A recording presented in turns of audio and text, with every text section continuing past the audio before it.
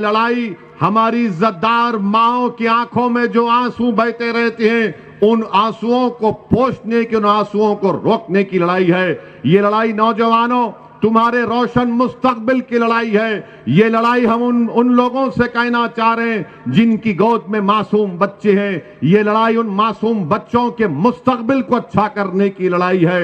हमने नाइंसाफियों का सामना किया, हमने पुलिस की गोलियों का सामना किया, जेलों को हमको डालकर हमको भर दिया गया, स्कूल से हमको महरूम कर दिया गया, अस्पताल और तिबी इमदाद से हमको महरूम कर दिया गया, दहशतगर्दी का इल्जाम हम पर लगा दिया गया, आतंकवादी का इल्जाम हम पर लगा दिया गया, हमसे वोट हासिल भी किए, हमारे घरों को जला दिया गया फसादात में, हमारी खबरों पर समाजवादी पार्टी ने अपना सियासी महल तामीर किया।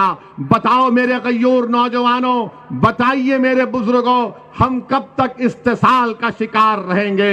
आज आपको एक करवट लेना है। अगर आज आप करवट नहीं लेंगे, नुकसान हमारा होगा। याद रखो, भारत की जमहूरियत, भारत का संविधान जिसको बाबा साहिब अंबेडकर ने बनाया है, वो तुमसे पुकार पुकार कर कह रही है, उठो भारत के मुसलमानों, उठो उत्तर प्रदेश के मुसलमानों, उठो असमोली के मुसलमानों। याद रखो, ये संविधान को अगर एक जीती जागता किताब रखना है तो तुमको अपने हक के लिए लड़ना पड़ेगा।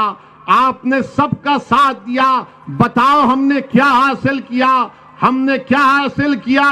हमने मलियाना हासिल किया। हमको क्या मिला?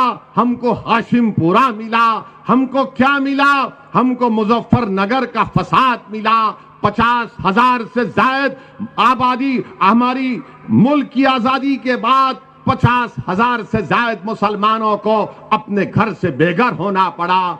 CAA का कानून पार्लियामेंट में आता है, पूछो समाजवादी पार्टी से, पूछो BSP के नेताओं से, पूछो कांग्रेस के बड़े बड़े लीडरों से, पार्लियामेंट का रिकॉर्ड उठाकर देखो कि उस कानून के खिलाफ अगर किसी ने मुदल्लल तरीके से संविधान को सामने रखकर, गांधी के पैगाम को सामने रखकर, अगर किसी ने मोदी के 300 MPओं के सामने CAA का कानून, मुसलमानों को स्टेटलेस बनाने का कानून बनाया जा रहा था, किसने बीजेपी के 300 MPओं के सामने कहा कि जिस तरह गांधी ने उस वक्त के सफेद फार्म हुकूमत के कानून को फाड़ा था, आज असदुद्दीन ओवैसी भारत के उन तमाम लोगों की तरफ से जो अम्बेडकर के संविधान को अपने दिल से लगाते हैं, मैं इस कानून को फाड़ता हूं।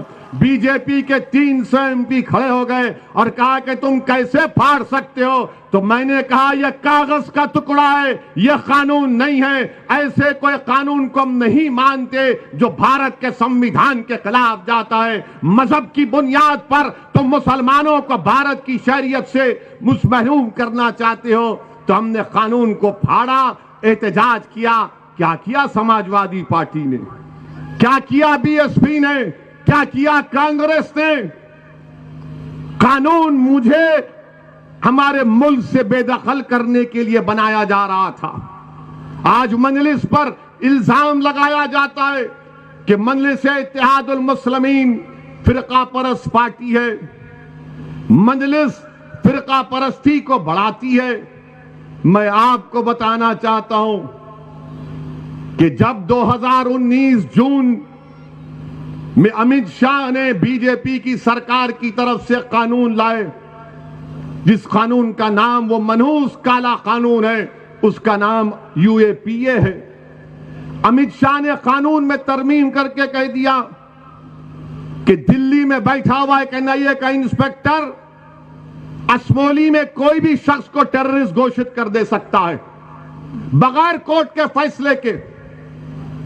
किसने उस कानून की तायीद की? समाजवादी ने तायीद की, कांग्रेस ने तायीद की।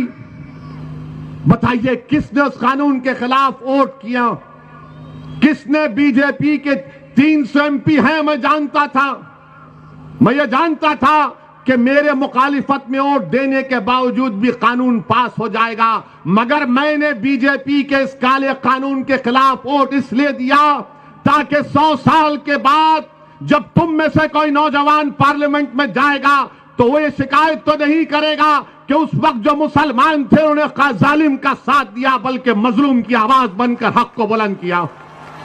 हमने कानून के खिलाफ वोट दिया। ये समाजवादी पार्टी, कांग्रेस पार्टी जो ठेका लेकर बैठे हुए हैं, इनके साथ चले जाओ तो सेकुलर, इनकी गुलामी करो तो सेकुलर, इनके जनसभाओं में दरी बिछाओ मुसलमान तो सेकुलर, इनके मंच पर मुसलमान को ढकेल दो तो सेकुलर, और मुसलमान को दबा दो तो सेकुलर। अरे याद रखो, मुझे तुम्हारे सर्टिफिकेट की जरूरत नहीं, मैं अपनी जूती पर तुम्हारे सर्टिफिकेट को नहीं रखता हूं।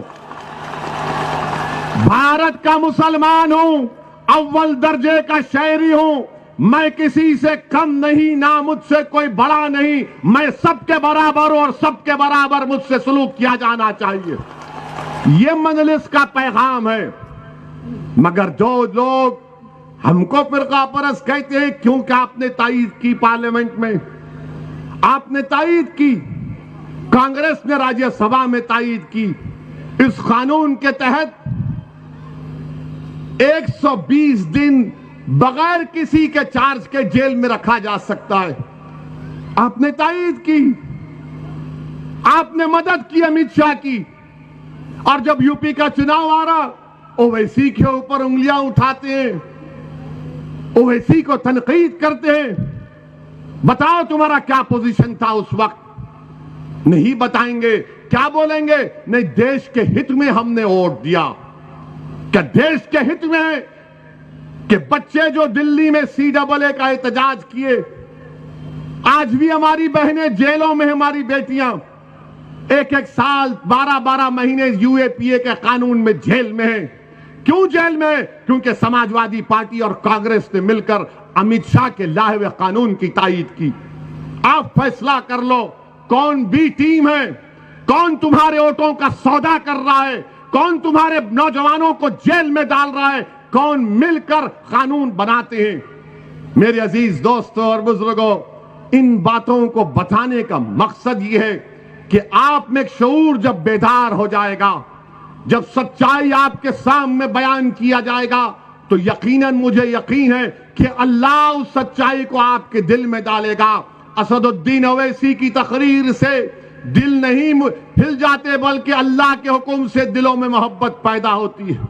और मुझे यकीन है कि अल्लाह मोहम्मद मुस्तफा सल्लल्लाहु अलैहि वसल्लम के सदक़े में, कमली वाले के सदक़े में आप तमाम के दिलों में मजलिस की मोहब्बत को डालेगा, और वो मोहब्बत हमारी वोट और कामयाबी में तब्दील होगी। मेरे अजीज दोस्तों और बुजुर्गों, ट्रिपल तलाक का कानून लाया गया। क्या तकरीर हुई समाजवादी पार्टी की तरफ से? उठाकर पढ़िए अखिलेश यादव की तकरीर को। ट्रिपल तलाक में कानून आया, ट्रिपल तलाक का, वो बात कर रहे हैं मैंने यूपी में इतनी बड़ी रोड बना दी। कानून बन रहा ट्रिपल तलाक का, बोले कि मैं तो वो रोड बनाया, कानून पे नहीं बात किए। पतली गली से निकल गए बच के। मोदी को नाराज नहीं करना है। मुझ पर और हमारी जमात पर इल्जाम क्या 2019 के लोकसभा के चुनाव से पहले जनाब मुलायम सिंह यादव साहब ने पार्लियामेंट में खड़े होकर नरेंद्र मोदी को आशीर्वाद दिया और कहा कि तुम दोबारा देश के प्रधानमंत्री बन जाओ। अगर मैं बोलता वो बात, तो ये समाजवादी पार्टी में जो अपना ईमान बेचकर बैठे हुए हैं, वो बोलते ओवैसी को खबर की जगह नहीं देंगे हम। मगर मुलायम सिंह यादव ने कहा मोदी मैं तुमको आशीर्वाद देता हूं, तुम दोबारा प्रधानमंत्री बन जाओ, तो नरेंद्र मोदी खुश होकर नमस्ते कर दिए उनको खड़े होकर। और मैं यहां पर आपकी हिस्सेदारी की बात कर रहा हूं, मैं आपकी सियासी क़यादत, आपको नेता बनाने की बात कर रहा हूं, मैं आपके इंसाफ की लड़ाई लड़ रहा हूं, मैं आपके हुकूक की लड़ाई लड़ रहा हूं, मैं आपके मान सम्मान की लड़ाई लड़ रहा हूं। तो मुझे कहा जाता है कि नहीं ये वोट काटने को आया है। वोट काटने नहीं आया। 2019 के लोकसभा के चुनाव में सपा और बीएसपी मिलकर लड़े, सिर्फ 15 MP जीते। क्यों जीते? 75% तो मुसलमान वोट दिए। CSGS का डेटा है। आजम खान जीती अपनी ताकत की वजह से, शफीकुर रहमान बर्क जीते अपनी ताकत की वजह से, समाजवादी की वजह से नहीं जीते। आपने वोट दिया आजम खां को, शफीकुर रहमान बर्क को, एसटी हसन को, मगर ये बोलेंगे नहीं नहीं हमने जिताया। रे तुम कहां जीते? अगर तुम्हारे वोट पड़ जाते तो तुम 15 क्यों जीतते सपा और बीएसपी वाले? अगर अखिलेश जीते आजमगढ़ से तो मुसलमानों के वोटों की खैरात की वजह से जीते बहसते सांसद। मेरे अजीज दोस्तों और बुजुर्गों, मुझ पर इल्जाम लगाने वालों, तुम्हारे एक एक इल्जाम का जवाब दे सकता हूं, तुम मेरे एक एक दलील का जवाब नहीं दे पाओगे। तुम मुस्लिम वोट को हासिल करते हो अपनी क़यादत को बनाने के लिए, अपने सियासी महल को तामीर करने के लिए। वोट तो मुसलमानों का लेते हो, बीजेपी का डर दला दिखाकर, ओवैसी का नाम लेकर, मगर मुसलमानों से तुमने क्या इंसाफ किया?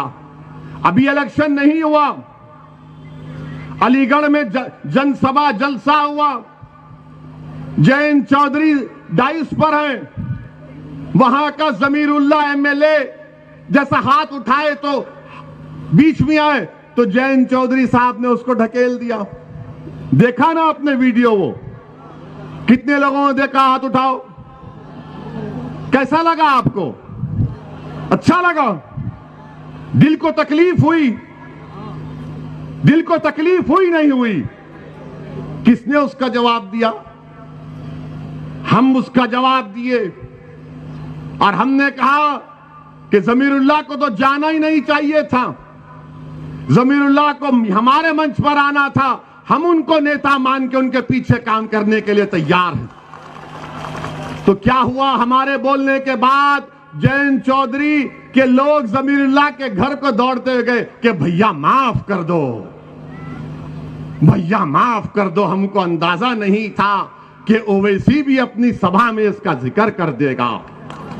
अभी चुनाव नहीं हुए, अभी हमने खाली बोला तो घर पर भाग रहे। इंशाअल्लाह जब असमौली से यहां से मंदलिस का विधायक कामयाब होगा तो तुम्हारे घर के सामने कासा आकर भीख मांगेंगे कि हमको माफ कर दो, हमको माफ कर दो, हमने तुमसे नाइंसाफी की थी।